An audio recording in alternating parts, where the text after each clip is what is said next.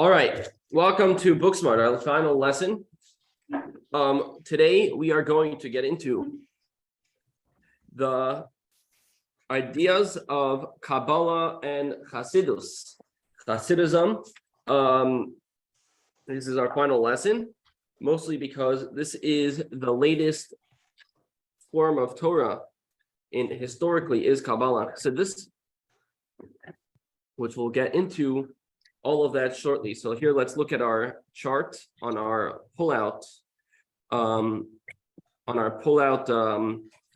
pullout paper from the textbook. So we are dealing with here. That was lesson 1, and so you see it's going through. So the final lesson will be the blue line. The green.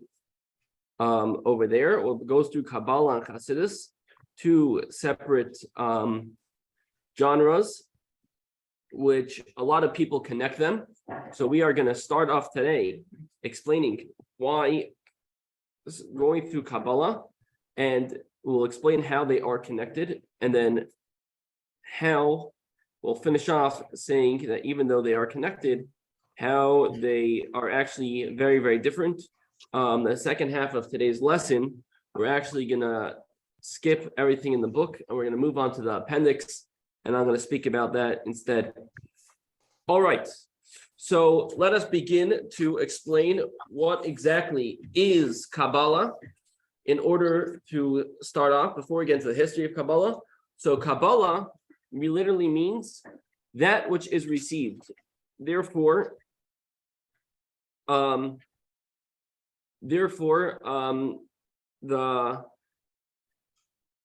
the reason for that is because the Kabbalistic teachings were always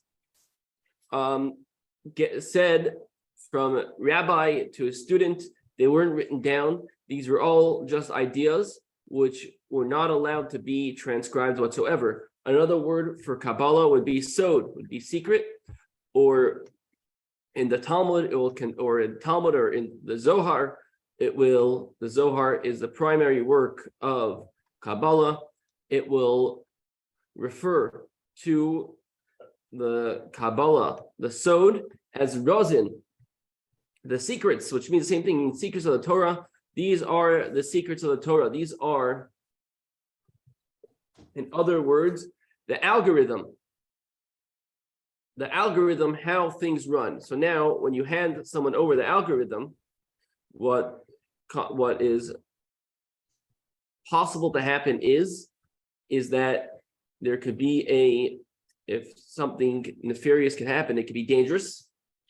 And therefore, there was a very, very strong rule that you are not allowed to share Kabbalistic teachings unless you're 100% sure that the person you're sharing it with knows that will be able to handle it. That's number one. And number two, even if you know the person is able to handle it, the Maimonides actually says that you should only learn it with a few people at a time. Don't make a big lesson. Let's say there's 100 scholars which are potential Kabbalists. Don't make a class for all of them at one time, because the more there is a variety of students, there's too many students, the bigger chance someone will misunderstand what is being said, and therefore there is a problem with that, and we don't want that problem to happen. So Maimonides says you should only discuss it very not common with a very few amount of students. It's the beginning of the book on Maimonides.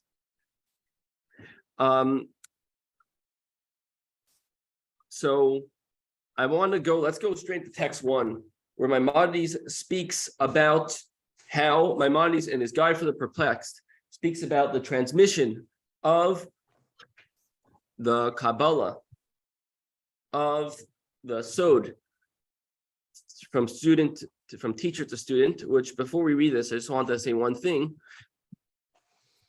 Is that in the Talmud, when the Talmud says it's Kabbalah, the Talmud is actually talking about the oral Torah is Kabbalah, because also just transferred over. The word Kabbalah actually came later on. What we received is later on terminology. In the times of the Talmud, Kabbalah actually was not the Kabbalah, as we know, it was not referred to as Kabbalah. All right, so let's get right into text 1.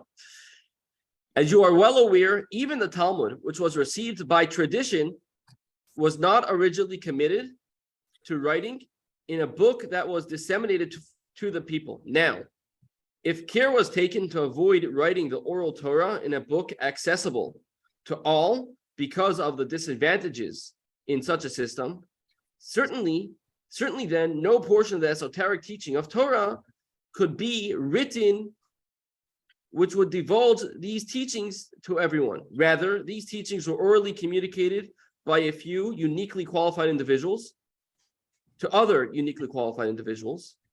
As I earlier explained, the saying, the secrets of the Torah can only be entrusted to skilled sages. Nothing but a few remarks and allusions to these teachings are to be found in the Talmud and the Midrashim. They are like small kernels enveloped in many husks, so that the reader is generally occupied with the husk without thinking that it encloses a kernel. That's the hidden part.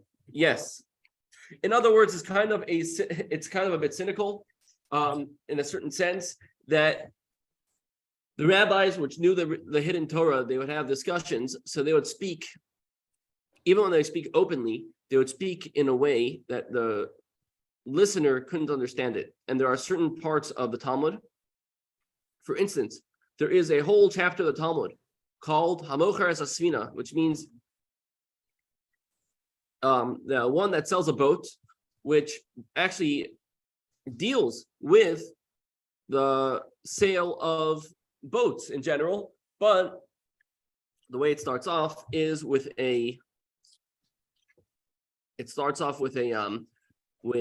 when the Talmud starts. First you have the Mishnah, then the Talmud. Right when it gets into, there's a rabbi, his name is Rabbi. He happened to be there are very interesting mystical things about him that speaks about the Talmud throughout. So he says about all of his stories when he would go on voyages, and they joke around that the stuff he says are so bizarre that it's called a Mochaz Asfina because he was selling us a whole bunch of boats. So in the commentary, there is a commentary named the Maharal. He was a big Kabbalist. He has a set of books which explain the Talmud according to Kabbalah. So he says, even though I can explain this all according to this, I can explain this all Kabbalistically. Sorry, his student, the Maharsha, said this. He explains it all Kabbalistically. But the Maharsha, his student, says that even though you can explain it all Kabbalistically, but it's proper that you should know this all really happened. But it's really, really deep Kabbalistic stuff, which is very hard to understand when you read these books. And the Talmud, it sounds like very, very interesting stories, like Rabbi is going on a mountain and then he realizes it's a huge animal. It sounds like a very interesting story, but really there's something so much deeper than what is actually going on. So the Rambam says, Maimonides says that actually that within the Talmud, all these Kabbalistic allusions when it alludes to something Kabbalistic, are very hidden, so that the layman learning the Talmud goes, wow, that's interesting, and it totally flies over his head the deeper meaning that it's supposed to get, because interestingly enough, learning Kabbalah could be dangerous. In what sense? So how could it be dangerous? It can be dangerous as follows. Look at text 2. We'll learn about the dangers of Kabbalah. 4 sages entered the orchard. The orchard in general, okay, I'll read the text and I'll unpack it. Ben Azai, Ben Zoma, Acher, and Rabbi Akiva. Acher was his real name was Elisha ben Avuya, Elisha the son of Avuya. Ben Azai looked and died. Ben Zoma looked and went mad. Acher cut down the plantings, i.e., became a heretic. Rabbi Akiva entered in wholeness and peace and emerged in wholeness and peace. So the term for orchard over here is Pardes.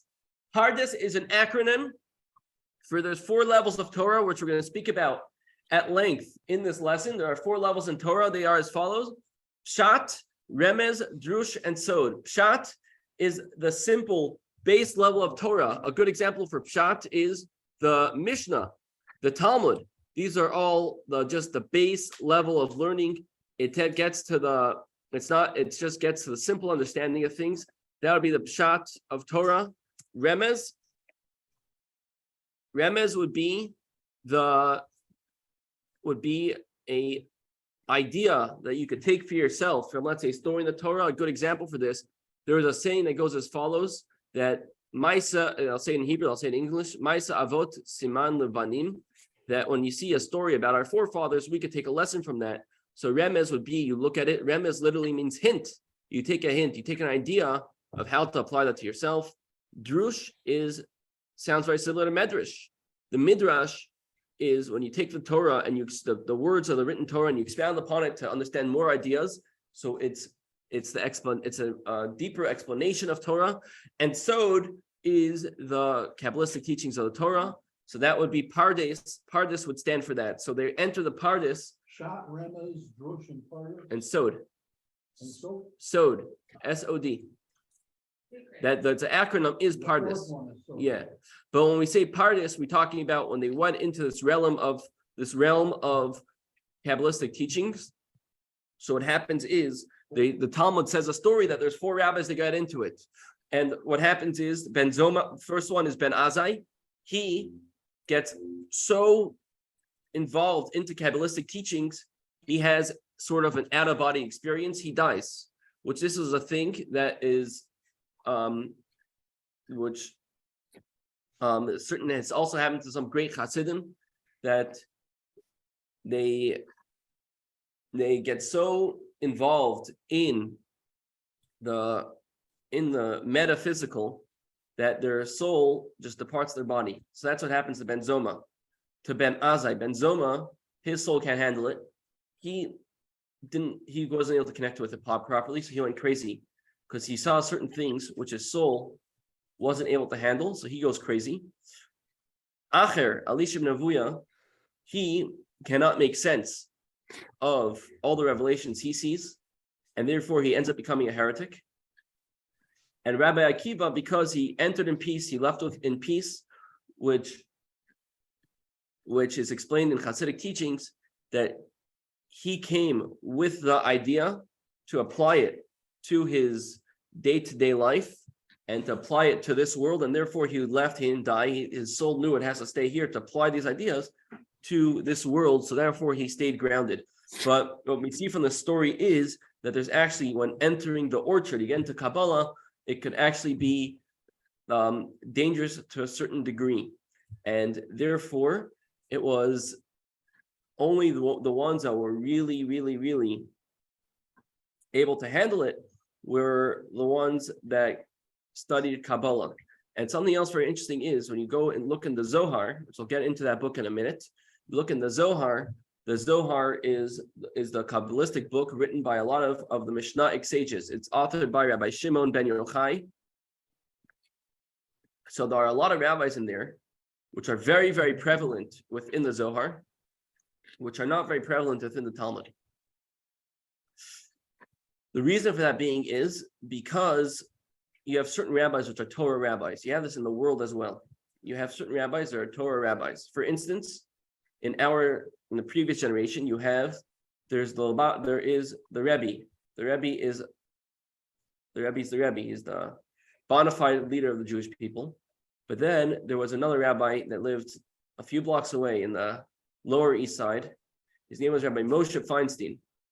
He was a Torah rabbi, and there are certain things, when people had questions, the Rebbe would actually send them to Rabbi Moshe Feinstein to ask him, to ask his opinion. The Rebbe said, I'm not a rabbi that gives halakhic opinions. You should go to him. So one example, a big example of a Kabbalistic rabbi, which was not as much of a Torah leader, but he was a leader of the Jewish people. There was a certain rabbi, his name was Choni Hamagil, Choni the circle maker.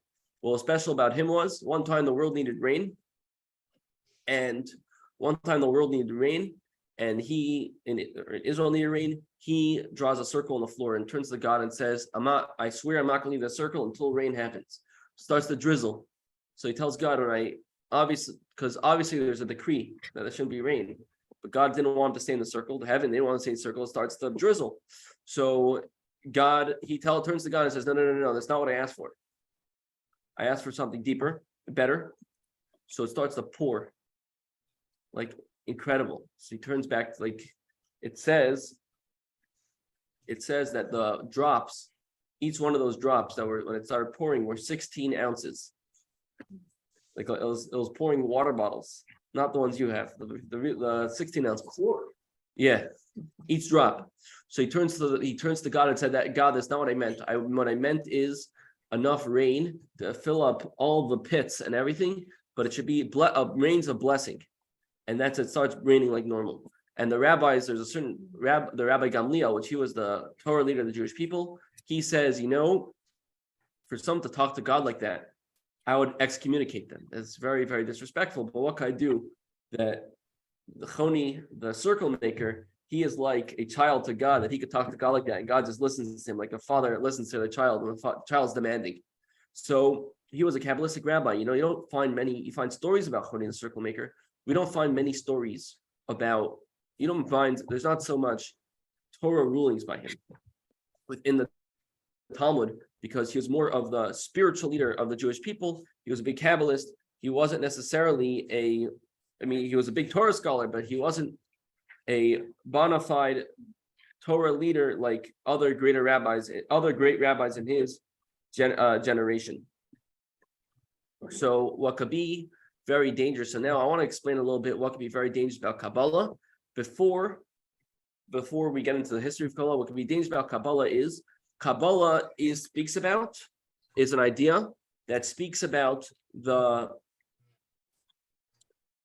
very refined ideas. It kind of disconnects the ideas from the world, and therefore it also comes to the way of life. In order for someone to really excel in Kabbalah, they have to disconnect themselves from the world. They become more and more refined. People think of the Maimonides as an ultra rationalist. He actually has a whole formula how to become a prophet within his book, the Rambam, Maimonides, his book, the Mishnah Torah. It goes to the whole Torah. He has a whole formula how to become a prophet. How you have to fast and different things. And interestingly enough, I saw a book. There's a rabbi. He lived about 100 and something years ago. His name was Rabbi Tzadok. He actually says about Shabtai Tzvi, the false Messiah, that his problem was that he refined his body so much. He was a Kabbalist.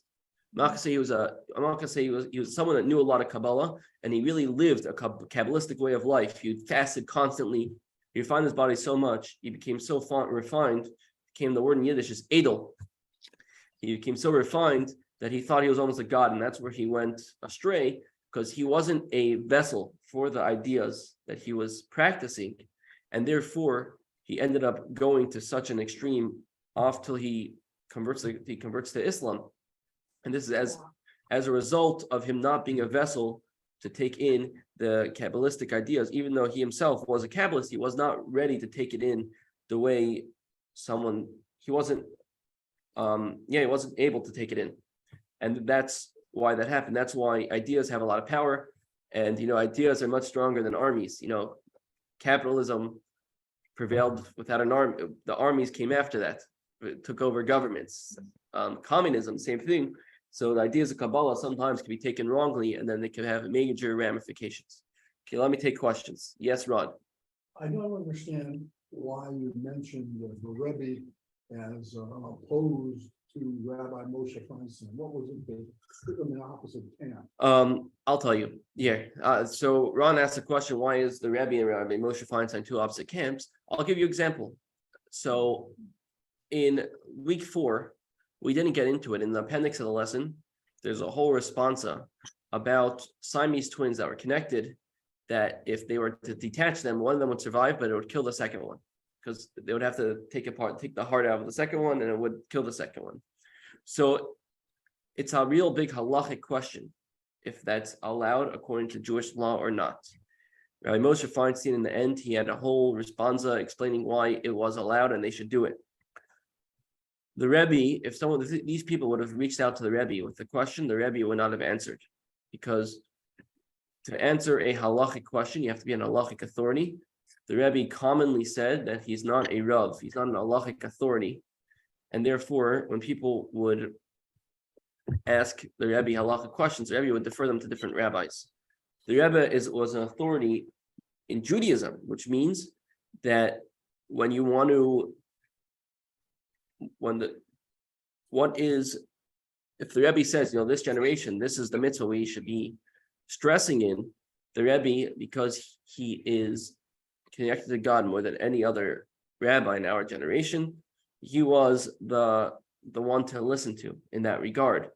But when it came to Torah, the Rebbe would defer, even though the Rebbe is a tremendous Torah scholar, the Rebbe would say, I'm not a rabbi that makes this halachic decisions, and he would defer them to a rabbi that does that. Well, the Rebbe was a Hasid. Moshe Feinstein was Misnaga. Right, but they're very close now. They had a very deep relationship with each other. Oh, they had a good relationship. Yeah, very good. All right, but on the question of Siamese twins being detached, the Rebbe said to let them stay together. No, the Rebbe didn't say anything. I'm saying the Rebbe would not have answered.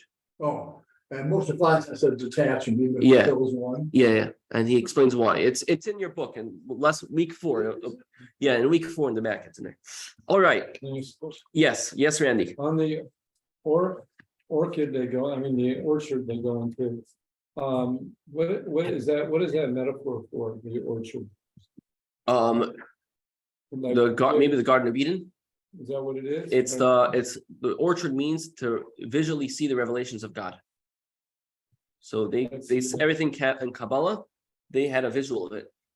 And now there's certain things we could handle, just like, there's certain things that people could see. They'll have a nervous breakdown even in this world. So that's what happened to Ben Zoma. He had a nervous breakdown from his body couldn't handle it. He wasn't ready for it. All right.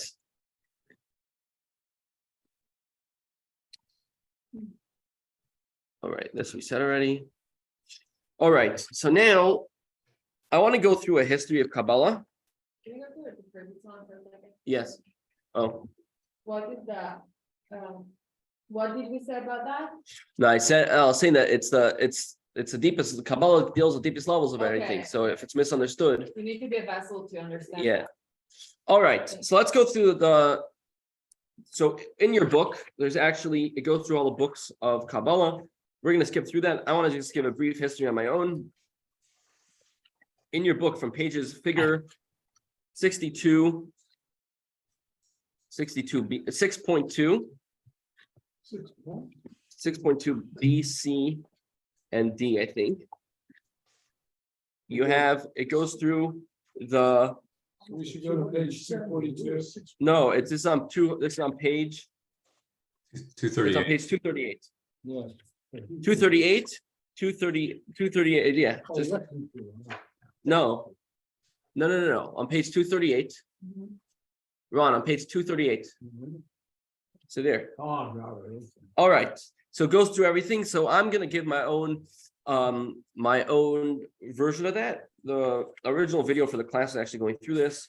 I found it pretty boring, so I figured we'll skip it and I'll just go through it myself. So here is a brief history of Kabbalah. So Kabbalistic books started popping up in the 1200s, in the late 1200s. Nachmanides wrote a book on Kabbalah. Nachmanides incorporated Kabbalah into his writings on the Torah, but he started having great Kabbalists within the 1200s and about the time of Maimonides, a bit after. But that's not when the Kabbalistic teaching started. So the first Kabbalistic book actually was either written by Adam or written by Abraham. It's called Sefer Yetzirah, the Book of Formation. There's other opinions. Some opinions say Rabbi Akiva wrote it, and there are different opinions of how all that could have happened. But that is the first book of Kabbalah we have. The book of Formation. The Book of Formation. It's not there. So that is book number 1. So throughout history, we had prophecy. So as I said earlier, prophecy was a Kabbalistic way of life. So there's 2 types of Kabbalah. There is Kabbalah of Kabbalistic books, Kabbalistic teachings. Then there's practical Kabbalah. So to become a prophet, you have to practice practical Kabbalah. So practical Kabbalah would be the fasting, the making sure your mind is pure always and never thinking anything impure, never wasting any time, constantly learning Torah, contemplating on certain names of God, certain meditations. So this is all part of the practical Kabbalah. So in order to become a prophet, there is a lot of that you have to do. And even after all that, it's not a given you'll become a prophet. That's up to God, obviously, if you are deserving for God to reveal himself to you. So there were the prophets, so they were all Kabbalists. And actually, there are major Kabbalistic teachings called in Ezekiel, he speaks about the Merkava, the chariot of God, and all Kabbalistic teachings are constantly alluding back to a lot of things he speaks about, and the prophets in general. They constantly focus on those things because in order to be a prophet, you have to be a certain Kabbalist, which means to be in tune with the secrets of the Torah, to be in tune with these inner secrets, and you were connected to God on this higher frequency than anybody else. All of the prophets. All of them. All of them. It says about Ezekiel that the reason why he speaks about these ideas so much is because the rest, he says Isaiah, they makes a contrast in Isaiah and Ezekiel. Isaiah it was as if a guy that lives in a big city. Imagine someone that lives in he lives in a big city. So he sees every single day the king. It happens to be the king, the king goes to wherever, he sees the king all the time. So it's not a big deal. Like someone that lives near the capital will probably see the president a lot, or a journalist. So it's not a big deal for them. Then he sees the president, he doesn't really care so much. Or then Ezekiel was someone that grew up in a small little town. So when he sees God, he gets totally blown away by it because it was abnormal for him. And therefore he focused and zones in so much on it. And that's why the most comes from him. But throughout all the prophets in general, they were in tune to this frequency of Sod, of these Kabbalistic frequency, and connected. They were able to understand it and to relate to God in that way. The next big book of Kabbalistic teachings. So the first next book is the Zohar, written by Rabbi Shimon Bar Yochai. Lag BaOmer is his big day, that's his holiday. So Rabbi Shimon Bar Yochai, he writes the Zohar, which is his book on Kabbalah. When he writes it, it gets hidden. Nobody has it. It's written and nobody knows where it is.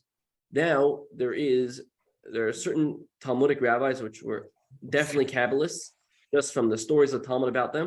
For example, there's a story about, I said earlier, I mentioned Rabbi, I mentioned him earlier. So Rabbi, he actually, there's a whole very interesting story about him, that he is in,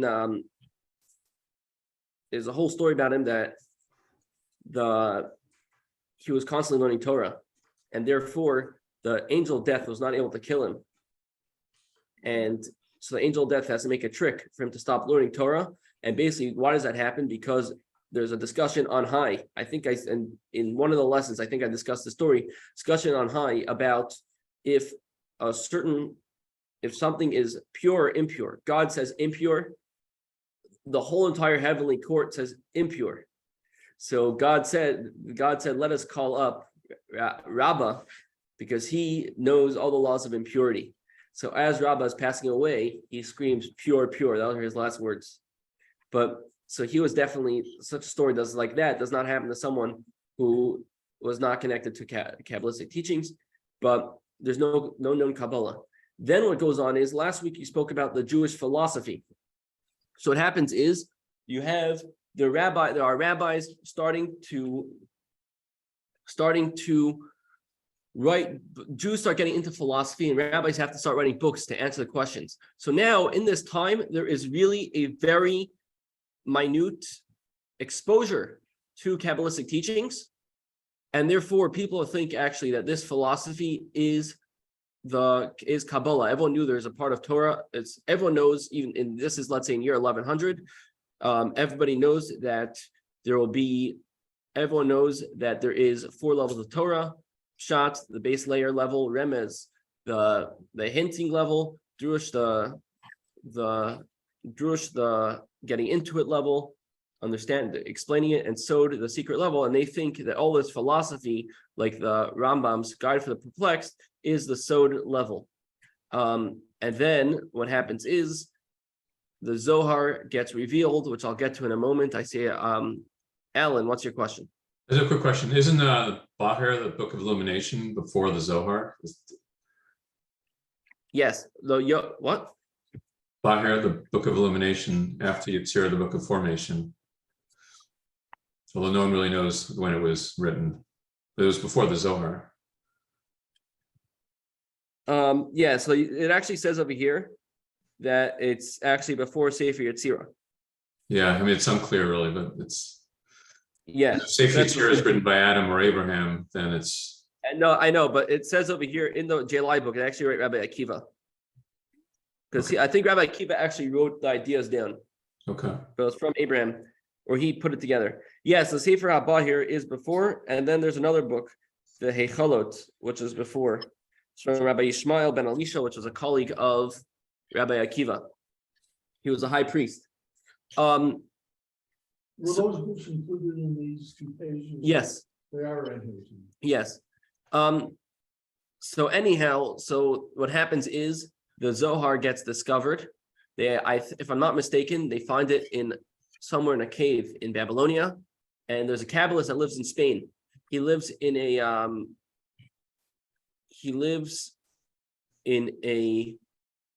city in Spain, which just slipped my mind. When I saw the city, his name was Moshe de Leon.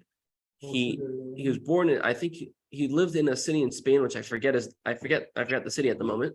I know there's a city with the same name in Mexico, but maybe it's Guadalajara, maybe a city like that in Mexico. But I think it's I could be, I'm wrong. Moshe de Leon. So he gets the Zohar. It's given to him. He takes it. He just has manuscripts. He splits it up to Parshiot, to the weeks of the Torah, and he puts it out. And this is about not very long after Maimonides passes away. And He's actually from the city of Lyon. What? The city. That's where he was born. That's where he was born, but that's not where he lived. Okay. So he finds the Zohar and he puts it out. So there was actually in the time, it was a very controversial book because he writes it all in the name of Rabbi Shimon Bar Yochai, but it's all written in the name of Rabbi Shimon Bar Yochai, but Jews are skeptics. So certain Kabbalists believe that he wrote it because he made a lot of money, obviously, because everyone was buying the Zohar from him. People were skeptical of that. 11 centuries have gone by since Yeah. the original. No, I'm gonna get into that. 11 centuries. So he was very skeptical. People were skeptical about it. Practically speaking, Moshe de Leon himself, if you look at his writings, it doesn't make sense that he could have written this himself. That's number one. But also the Arizal was the one. The Arizal confirms that it's legit, and which we're going to get to him in a minute. So Moshe de Leon, he discovers the Zohar, and all of a sudden, the Zohar means light. All of a sudden, there's a brand new light by the Jewish people that they see that the Sod of Torah is not this Greek philosophy, which is Judaified in order for us to understand the contrast between the Greek understanding of God and our own. Rather, this is a real deep level of learning, which is completely beyond comprehension, really. And it lit up the Jewish people at the time. So then what happens is you have Kabbalah is really becoming a very big thing in Spain and Italy. And then there is a certain. Can I ask you about the one thing you just mentioned about the Greek, the relationship with the Greek? Is that why, like in this week's Parsha, I read he goes in, they put an oil, a Greek letter, on the forehead? That's just the shape of how to do it. It looks like the letter. Nothing to do. But they're saying because then the description was because the Greeks are about the intellect, but the Jews were about the super intellect. Could be. I'm not familiar. Well, I was just asking. The Rabbi said that from the Rabbi. That's what I was asking. Anyhow, so then what happens is, so you spoke about Moshe de Leon. Oh, so then there is another big school of Kabbalah starts in Tzfat. You have a certain So first you have a rabbi. His name, the rabbi writes a book. I forgot his name. He wrote a book called Shailot Tshuvot Min Hashamayim. It's this questions and answers from heaven. He would write questions. He wouldn't know the answer. He would write it. He would write the question, put it on his pillow. He'd wake up, the answer would be there. But no one knows how that happens. He has a book about that responsa. And then you have another person. So you have in Tzfat, you have a rabbi. His name was Bet Yosef. We already spoke about him, Rabbi Yosef Cairo. He wrote the Shulchan Aruch, the Code of Jewish Law. So usually big mystics are usually people that are into mysticism usually don't follow the Code of Law, but actually it's interesting in Judaism, the ones that invented the Code of Jewish Law were very, very big rabbis. He writes a book called the Magid Meisharim. He had a certain Magid, an angel that would teach him, and he wrote down the teachings, the Kabbalistic teachings the angel taught him. And one interesting story about Yosef Cairo, sits, one day he couldn't understand something. He sits the whole entire day. He's toiling and finally he gets the idea.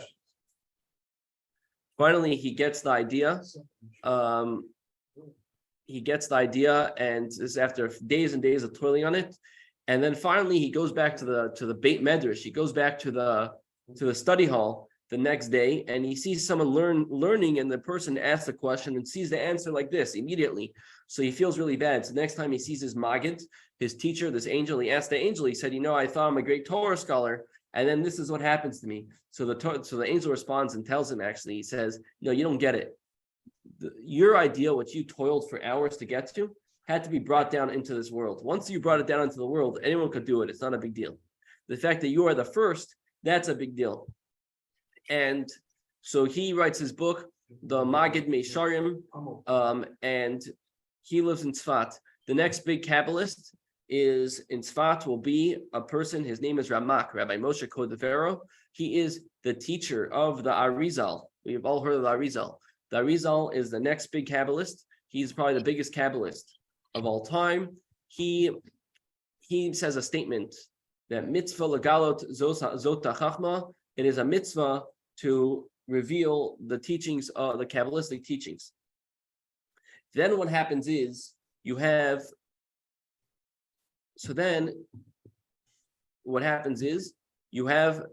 once he says that, you have certain rabbis which start explaining Kabbalistic teachings more in a way that could be understood. Starting off with the Maharal of Prague, he invented the Golem. The inventor of the Golem, which is a Kabbalistic invention, he writes a book. His Kabbalistic teachings are actually more understandable than earlier Kabbalistic teachings, and there starts becoming kind of a rift if people do not necessarily agree with Arizal that we should reveal the ideas of Kabbalah. They felt it should be hidden, and that's when we get into Chasidism. So now, what changed? Why now we have Hasidic teachings, and now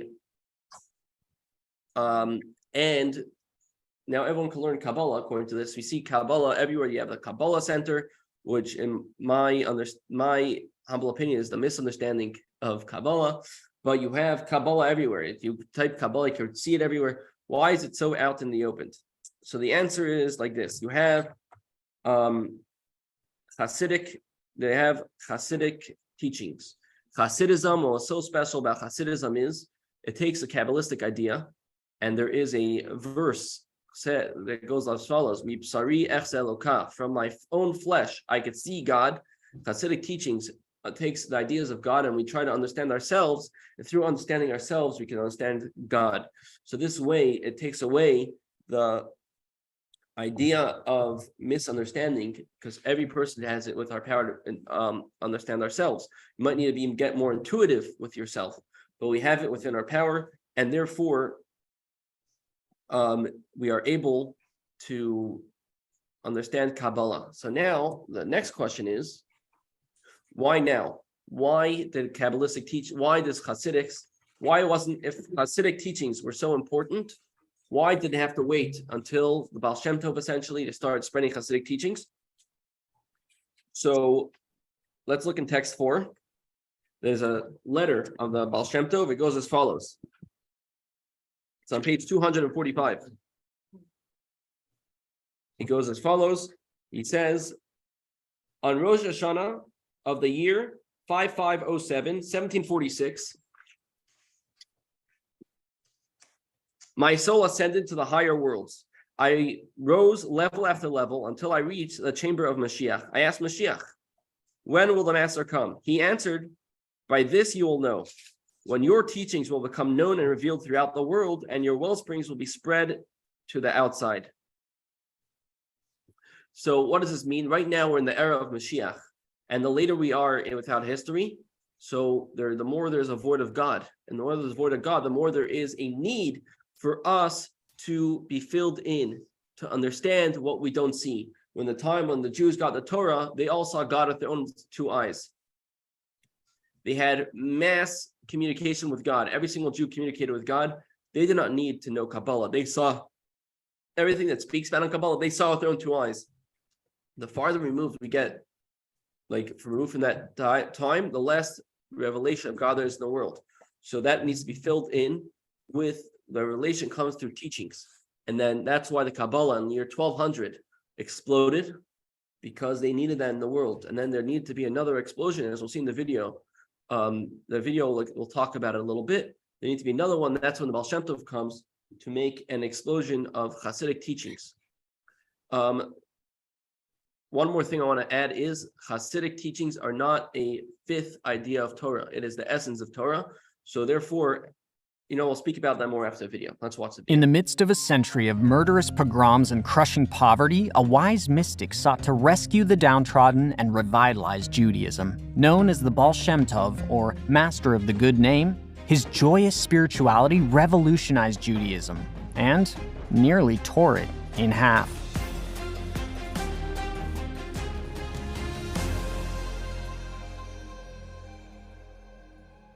The 17th and 18th centuries were a brutal time to be Jewish in Eastern Europe. The Khmelnytsky pogroms left tens of thousands of Jews dead, with the survivors struggling to rebuild. In its wake, a massive following of Jews flocked to the charismatic Rabbi Shabtai Tzvi in hopes of redemption, only to be left hopeless and betrayed when he converted to Islam.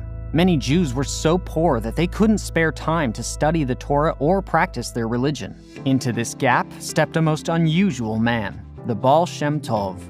The early decades of his life are shrouded in mystery. He may have studied with secretive Jewish mystics, and he likely supported himself by mining for clay. What is known is that he began preaching at the age of 36. Stories quickly spread of his inspirational wisdom and his ability to miraculously heal the sick. The Baal Shem Tov emphasized that God was in every aspect of life, from the mighty Torah to a single leaf. While the Baal Shem Tov supported religious study, or what he called Torah of the mind, he primarily focused his teachings on achieving Torah of the heart. This approach meant that farmers could connect to God just as easily in their fields as in venerated study halls. He argued that the greatest access to divinity flowed through the tzaddikim, or righteous Jews of the generation. These tzaddikim were considered direct conduits to God and provided guidance in all areas of life. Above all, he taught that the greatest Torah genius and scholar and the most simple Jew are loved equally by God. For the Baal Shem Tov, the best way to embrace God was by praying with feeling. While his approach was not new, he emphasized proper intention in prayer even at the expense of Jewish law. He also encouraged peasants to pray about practical problems, like asking for God's help with a sick cow. Most of all, he filled his worship services with jubilant songs and dance to serve God through joy. The Baal Shem Tov's accessible and appealing approach to Judaism resonated across the villages of Eastern Europe, coalescing into the Hasidic or saintliness movement. Followers flocked to his side during his life, but his teachings took off after his death under the guidance of his successor Dovid, the Maggid of Mezrich. The Maggid's piety was so great that the Baal Shem Tov's own son declared him the new leader of the movement. The Maggid sent out emissaries that spread Hasidism to Poland, Galicia, and Russia, inspiring a generation of Jews. Hasidism spread like wildfire, at least until it reached Lithuania, home of the most respected rabbi in Eastern Europe. Rabbi Elijah Kramer, known as the Vilna Gaon, or genius from Vilna, first gained attention as a child prodigy with a photographic memory and an unrivaled passion for study.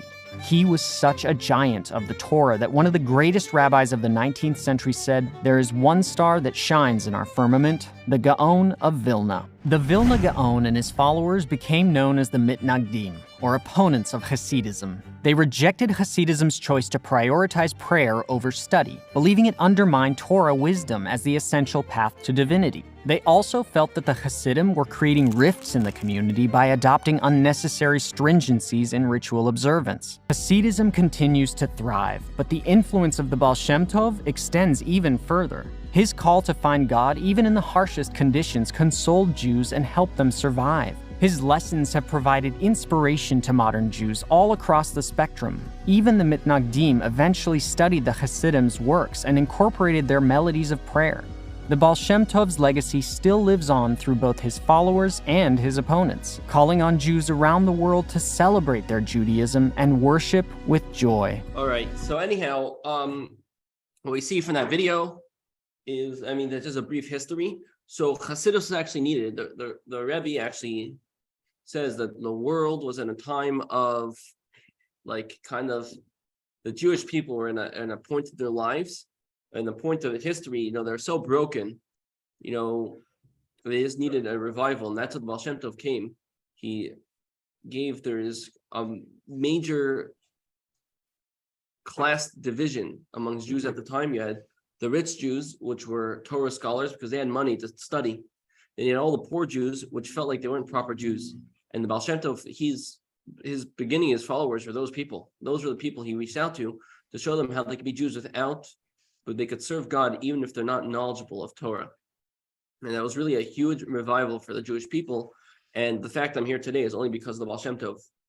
And I think all of us, we're only here today because of Baal Shem Tov. And he starts the Hasidic teachings. Then what happens is, in the Hasidic teachings, you have there are two classes of Hasidic teachings. There's Hasidic teachings, which focus more on the emotional level. And there's Hasidic teachings, which is Chabad, which focuses on the intellectual level. So there's Hasidus Chabad Hasidic teachings focus on the intellectual level. But now the Hasidic teachings in general are not another idea. You have the Pardes, we said earlier, the 4 levels of Torah. The Hasidic teachings are not a 5th level. The Rabbi actually called Hasidic teachings the essence of Torah. It's what permeates the whole entire Torah, and it's like oil oil is like the oil stain, always goes on top of everything and never comes out. The Chasidism, in anything you learn, if you add Chasidus to it, is like this major spice that gives it a whole new life, gives a life to the whole Torah. Anywhere you look at it, any part of Torah will give it a whole new life without changing the meaning. So I want to get into now. That slide was supposed to be removed. I want to get into now. Let's turn to page. We're going to skip the rest of the course. We're going to turn to the back. On page 272. So you have on 272 over here, you have a picture of a rooster, which we'll get back to that. No, I'm kidding. We will not. I have no idea. That's just a piece of artwork. You see there's a prayer over here, the Moda Ani. This is something that if you don't say it every morning, it is a beautiful prayer to be said every morning. It goes as follows: Moda Ani lefanecha. I submit thanks before you, Melech Chai v'Kayim, living and ever enduring King. Shehachazarta bi, that you have restored my nishmasi, you have restored my soul. Bechemla, with compassion. Rabbi and Munasecha, great is your faithfulness. So that is the prayer. So the Rabbi I have over here a book. Is that a Hasidic prayer? No, it's said every morning. Everyone, this is what you're supposed to say. Throughout, every Jew says it's first thing in the morning. You don't consider it Hasidic. And it's not a Hasidic prayer. So right over here, I have a book. It's a Hasidic encyclopedia. This is 1 volume. It's a set that's going to be never finished, probably, because they're just so vast. It's when they put out this volume, the Rabbi put in the back, it's in the back, but it's kind of like an introduction. He wrote an essay called Inyano Shel Toras Chasidus, about the essence of Chasidus. So Rabbi explains what exactly Chasidus is right here, and what it adds to Torah. So the Rabbi takes Moda'ani. The Rabbi's trying to bring out. The Rabbi brings a whole bunch of different ideas of what Chasidus brought to the world. But Rabbi said these are all things about Chasidism. This is not what Chasidus is. So Rabbi said Chasidus is the essence of Torah. So Rabbi says, I want to bring an example for you. He writes, I'm going to bring an example for you to show you how through the Moda'ani, because every single Jew says Moda'ani every morning. So through the Moda'ani, I'm going to show you how Hasidic teachings could just bring a brand new life to the whole entire Torah. So let's look at the Moda'ani according to the Pshat level of Torah. This is the fine one. The plain meaning of the Moda'ani is as follows.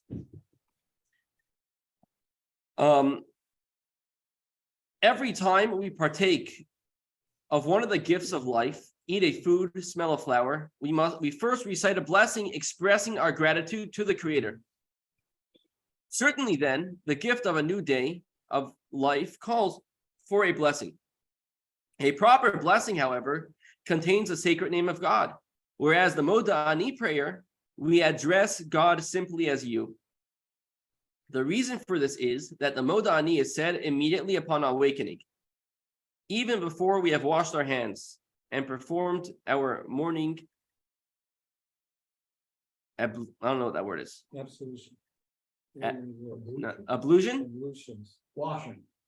Ablutions, fine. Never seen that word before. I learn new English every day, the language I speak. And it is forbidden to mention the divine name when one is not in a state of cleanliness. And therefore, there's actually a blessing we say afterwards. And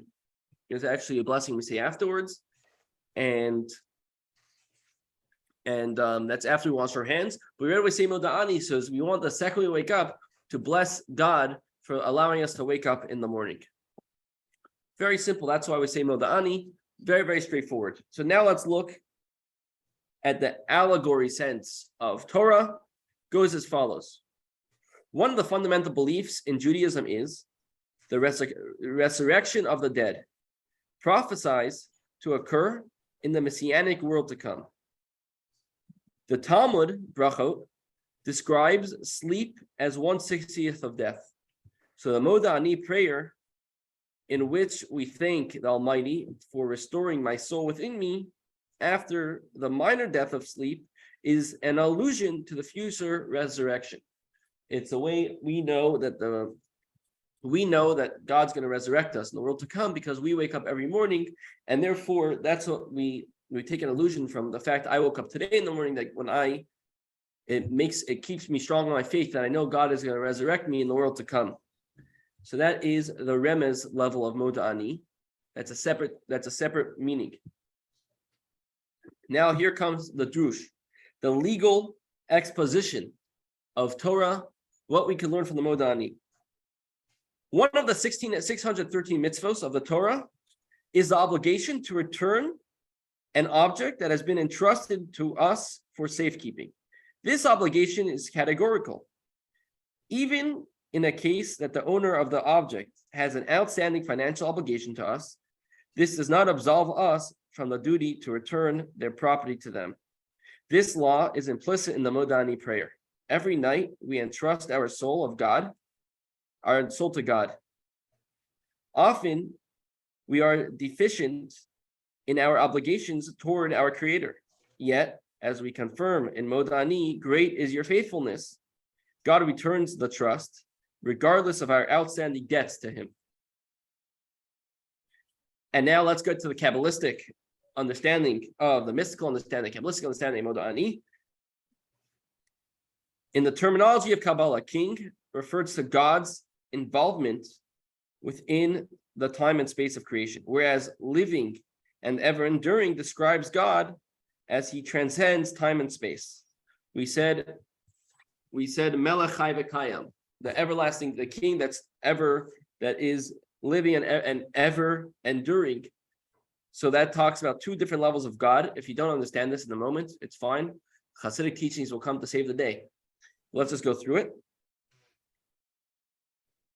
In Modani, we attribute the restoration of our soul to the living and ever enduring King, implying that it is the product of the union of these two divine modalities. All right. So we have 4 levels of Modani. I just want to unpack it quickly. We have the Pshat level, which is that we say it's kind of a blessing without God's name because we're not clean yet to say God's name. The Remez level, the illusion level, that allegoric level would be that the Modani is an affirmation to God that because you woke us up in the morning, we know that we are going to wake up in the world to come with the coming of Mashiach, with the resurrection of the dead. The halachic analogy that we can learn from the Modani is that just like God, even though we have an outstanding debt to God, He still allows us. He returns our neshama, our soul, in the morning back to us, even though we didn't necessarily do what we're supposed to do with it the night before. So too, we learn from that. There's a mitzvah to return an outstanding debt. Even if someone owes you money, you should still return a not an outstanding debt. You're supposed, there's a mitzvah for us to return an object that he gave to us for safekeeping. Even if he has an outstanding debt to us, you still have the mitzvah to return it. And the Kabbalistic level is, which is how Kabbalah sounds like in general, is that Melech is the way God is in this world. Chai v'kayam, king, which is king. Chai v'kayam, ever enduring, alive and ever enduring, alludes to the way that God transcends this world. And we are attributing us waking up in the morning to these 2 levels of God. Great.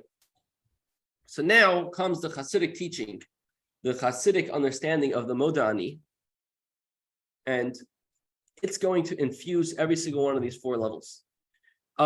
If someone doesn't understand something and has a question, at this point, we're clear, at least as clear as we could be. All right. So let us start. Let's understand the Pshat level according to Chasidism. Of Modani. So usually, what does a name mean according to? A name is a classification. And therefore, when we say a name, when I call out someone to a certain name, you're classifying them. So I have a question. I know, Ron, I don't know if I ever told you this. You're not the only Ron I know. You're not the only Ron I know. I know other Rons as well. I just want you to know you're not the only one. So now, when I call out Ron, there are 2. I know 2 Rons at the top of my head. There's Ron Stackland, another Ron. So now they're nerve the guy who was using my name. Exactly. They're very, very different people. So Ron says nothing about the person Ron. But when I say you, there's only one person even though I point to someone, I say you, that's the only person, you're the only person I can be referring to.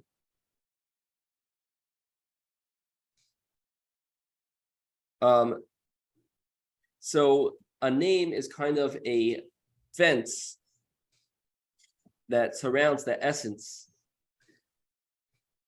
of a person. And therefore, It's all on the shot level. No, so now this is Chassid. Now we already did Pshat. Now this is Chasidis explaining the Pshat level. So now the reason why the first thing in the morning we say Moda Ani and Lefanecha to you, and we're not saying God's name, it's because no one can ever take away a Jew's Moda Ani. But so now the way God reveals himself that we need to be pure for. But the way God is on his own right, he'll go down even to the lowest levels to be there with a Jew. And therefore, even when we're in bed, before we washed our hands, we could thank God, the essence of God. And we're able to do that because the essence of God will even schlep with a Jew to the lowest levels of impurity wherever he is. That can be never ever taken away from a Jew. And therefore, there are many stories of Jews which gave up their lives for Judaism, even though their whole entire lives they didn't believe, and that is because they had that moda ani with them. They had that inner feeling for God that transcends everything, all the revelation, any revelations of their life. And when they got to that pinnacle moment, it got revealed, and they gave up their lives for God. There are 4 levels, and we said there's 4 levels in Torah. So there are 5 levels of your neshama. You have the nefesh. The nefesh is nefesh. I pinch when you're not sure you're alive, so you pinch yourself and it hurts. That is the nefesh. You have the ruach. The ruach part, that's the nefesh part of your soul is connected to your blood. Dam hu nefesh. The blood is our nefesh part of our soul. The ruach is our emotional part of our soul. The neshama, that's the second level. So I'm going through the 5 levels of our soul. Nefesh, the physical part of our soul, the blood. The ruach, our feelings, our emotions. The third one's called neshama. We're going to refer to, we say neshama, soul. Neshama is our intellectual part of our soul. We have chaya, which is our subconscious. And then there's yechida, which is our essence. So these 5 levels correspond to 5 parts of Torah. Pshat will correspond to the nefesh. It's the base level. It's the physical part of the Torah. The next part is ruach, connects to the remez part of Torah, the allegoric part of Torah, and I'm not sure the reason why for that. I'm assuming the reason is because it's kind of allegoric learning is not an intellectual type of learning. It's more of a emotional type of learning. I can learn a lesson from this. What lesson can I learn? So these are not so intellectual, therefore it connects to that level, but I could be wrong about that. I was trying to do research today. I couldn't find a good reason. Neshama. Neshama connects to the legal exposition of Torah, which, because it's the intellectual part of your soul, it connects to that. The mystical part of Torah, Kabbalah, connects to the chaya, our subconscious, because it's too deep to get into our conscious. Chasidic teachings connect to the yechida, our essence, and therefore we are able to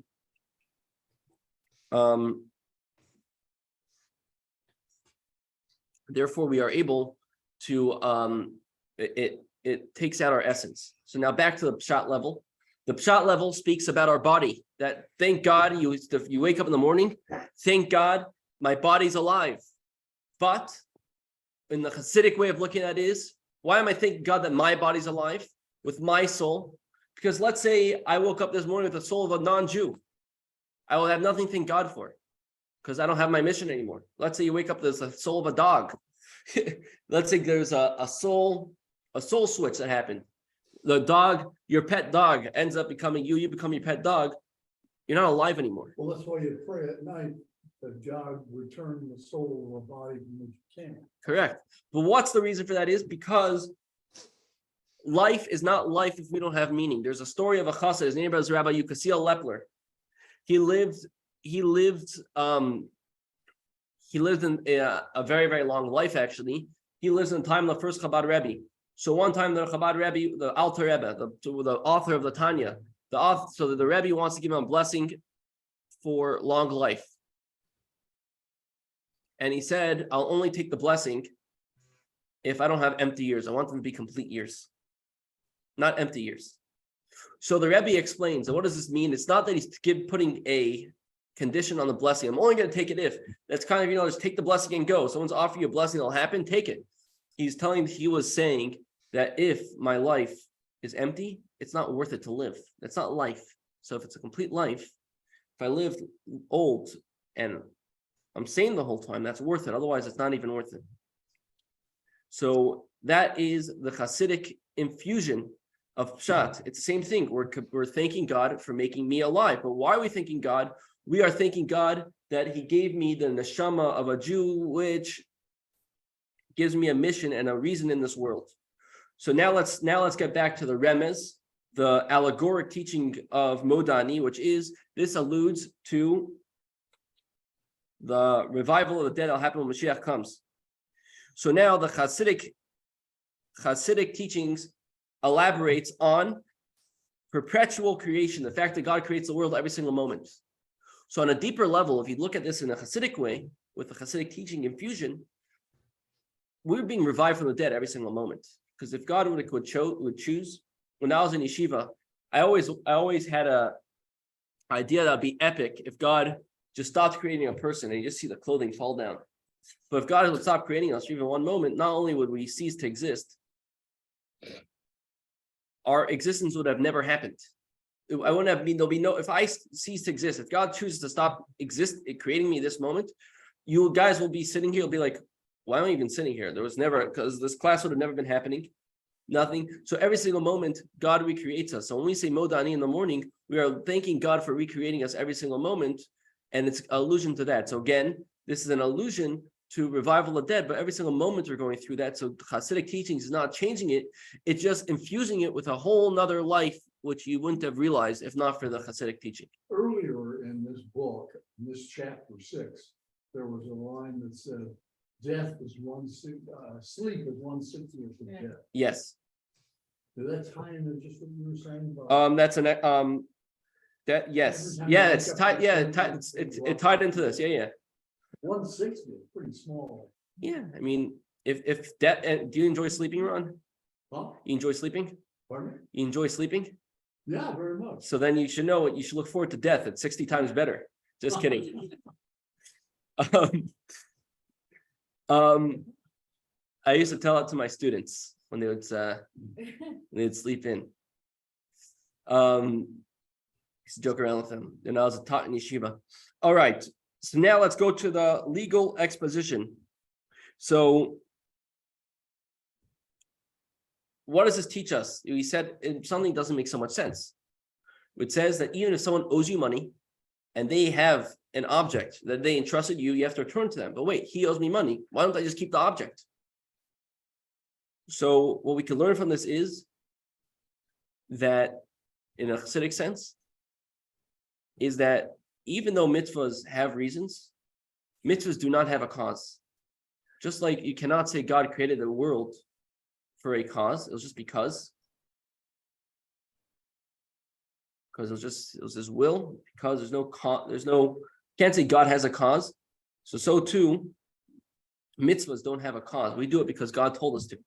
So therefore, just from the Modani, we learn that even though God owes something, he gives us back, it has no reason. God has no reasoning. So too, mitzvahs, we have to do it, even if we understand the mitzvah, we have to do it because Hashem told us. So again, this is not a new idea. It's taking this idea, and it's just infusing it with life. The Hasidic teaching is infusing it with life in order to make it makes it alive. Gives it meaning, gives meaning and purpose to the teaching. And now let's end off with the Kabbalistic teaching. So it goes as follows. There's no greater opposites than the spiritual. Let's just read it inside. There are no greater opposites than the spirit and matter. Spirit expresses the subservience of the higher truth. Matter proclaims its own being. The marriage of body and soul is thus impossible union of opposites. Every breath of life is an expression of the infinite power of God, who both transcends and permeates existence.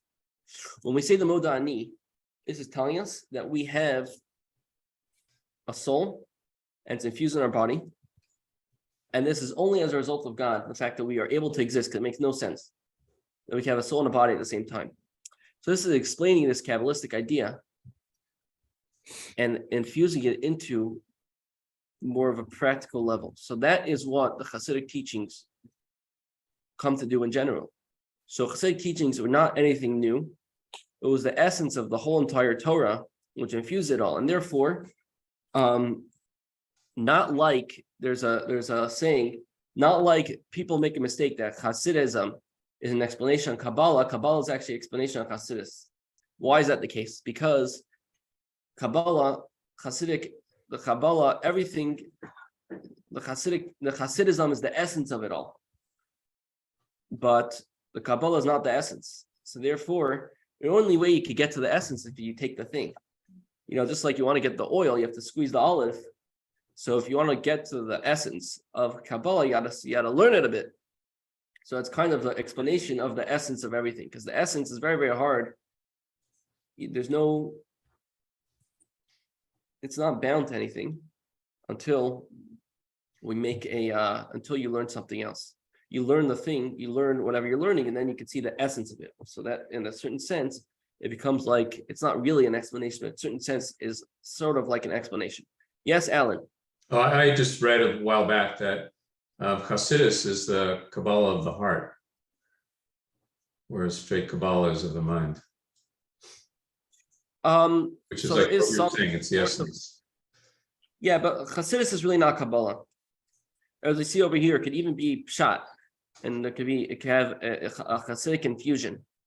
It's not Kabbalah because Chasidus doesn't connect to the heart. It connects to our entire being. There's the fact that we are a Jew. That's what Hasidism connects to. So it's not Kabbalah of the heart. I get why someone would write that, but that's not what Hasidism is. All right. So with that, we conclude the learning for tonight. But I want to end with a story. There's just to understand a little bit what Hasidism is and how it was able to just infuse joy and everything into Judaism. So just one quick story. There was a Chassid, his name was Rabbi Shmuel Munkes. This Chassid, Rabbi Shmuel Munkes, he was a very, very great Chassid. He was also known to be a bit of a clown. What? A clown. Wow. This is not to say that he wasn't a great person. He's a very great person. He also happened to be a clown.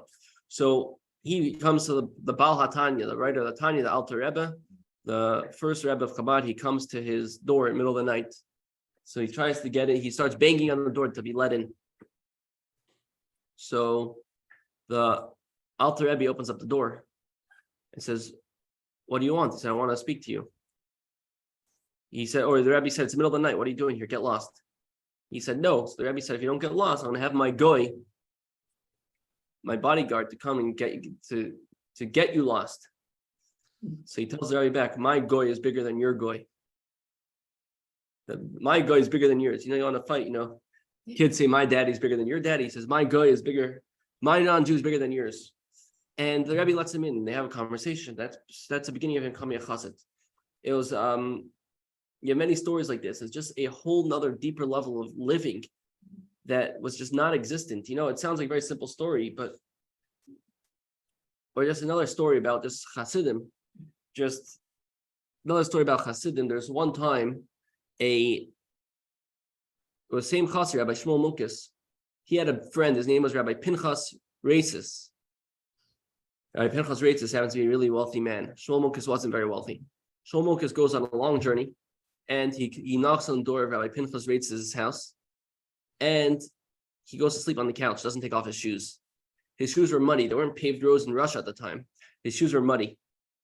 And Rabbi Pinchas' wife comes home, sees her husband's friend, Shmuel Munkes, sleeping on the couch, not a cheap couch, with his muddy boots on the couch. She gets pretty upset. And she tells her husband, you should tell him something. Tell him this is not menschlich. This is not how we act. So he tells that to his friend, and Rabbi Shmuel Munkes gets so upset at him. Says, "Wait, you I thought you don't care about physicality. If you care this much, I don't want to be your friend anymore. And he stops talking to him. And it's a bizarre story. I mean, like, this is like people of a whole nother caliber. I don't know. I want to have whatever they're smoking. And so Rabbi Pinchas, he really feels hurt that his friend Rabbi Shmuel is not talking to him. So, and these, by the way, these are not holy people. They were special people. They're not holy. They weren't tzaddikim. These are not holy people. He feels bad that his friend's not speaking to him. So his friend tells him, if you walk around on fours, I forgot the rest of the exact details, and you kind of like put yourself down, I'll continue talking to you. And he does that just so, because he realized it was just like a total disregard for physicality as a result. This gave them a excitement just to be Jewish. I mean, these are the major Chassidim. Then you have another just idea of what Chasidism was able to accomplish. There was another Chassid, his name was Rabbi Moshe Meislish. He is, by the war of the Tsar against Napoleon, he is a spy for the Tsar against Napoleon. And Napoleon sees him. He knew tons of languages, a genius man. Napoleon sees him with a whole bunch of generals, because a lot of Napoleon generals didn't speak the same language. And he's their translator. So Napoleon sees his rabbi with a big white beard. He walks over to him and screams, "You're a spy," and puts his hand on his heart. And his heart beat as normal. And they asked him afterwards, "How are you able to do it?" He said, "Because in Chasidism, we learn Moach Shalita ala Lev. Our mind controls the heart." And I was able in that moment, my mind, to have complete mind control, able to control my heart. And this is something you're only able to accomplish through Chasidism, through it's like complete, it can't control of our essence, complete control of our lives. These are just some stories of great Chasidim. With that, I want to end off with two things. Number one, because of the course Booksmart, everyone who signed up, there is a sale on the Book of Jewish Knowledge by JLI. It's an amazing, amazing book. It's everything. It has everything. It's an encyclopedia. We sell it over here. It's 10% off. Use promo code Booksmart10. This is on their website.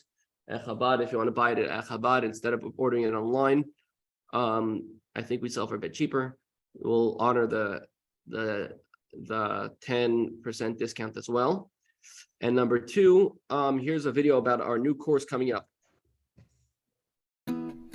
Welcome to the pre-boarding announcement for Supernatural, a 4-session journey into the spiritual world of science, spirits, and superstition in Jewish belief. Please direct your attention to the following information as we walk you through our voyage. Our journey begins with exploring the essence of dreams. Discover which dreams hold meaningful messages and which are just noise to ignore, not to be taken seriously. We ask that you remain seated as we'll traverse the heights of astrology. We'll discover if the stars have any power on affecting our nature, behavior, or destiny. We may experience some turbulence as we travel through the world of jinxes and curses. See how Judaism navigates the social realities of jealousy and curses and where the real power lies. On our final leg of the journey, we will experience the true role of spirits, angels, and ghosts. We'll also touch down in the afterlife and learn how to keep in touch with lost loved ones.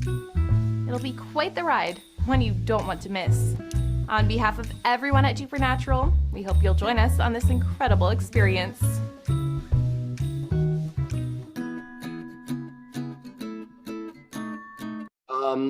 So the 4 classes are going to be number 1 about dreams. Oh, what? About Dreams. dreams. Dream. Number 2, just slipped my mind. Number 3, about jinxes and curses. Jews and curses. 2, I forgot. 2, Maybe astrology? Oh, astrology, right. Number 2 is astrology. Stars. I mean, I don't. Number 3 is about jinxes and curses. Jinxes and curses. And number 4 is going to be about para and normal, about the paranormal, ghosts, demons, all that fun stuff. So that's going to be starting in the spring. I think we're starting on May 3rd. I may be mistaken by that. The sign up should be up. It was supposed to be up today, but I didn't yet. The sign up will already be That's the great. next few days, we're gonna put out an email about it, and it's gonna be starting after Passover. I really hope to see you all for this. I think this is a real Malibu course. Well, there's a lot of people that already expressed interest in coming to it, so hopefully after Passover, yeah. We have a nice break now. Thank you so much to all of you for being part of this, part of our Booksmart journey. And I look forward to learning with you all more in the future. And everyone should have a happy Purim. Looking forward to seeing you all Monday night at our party and Tuesday. The Monday night, do you wear a costume? It's not a costume night, Monday, just Tuesday.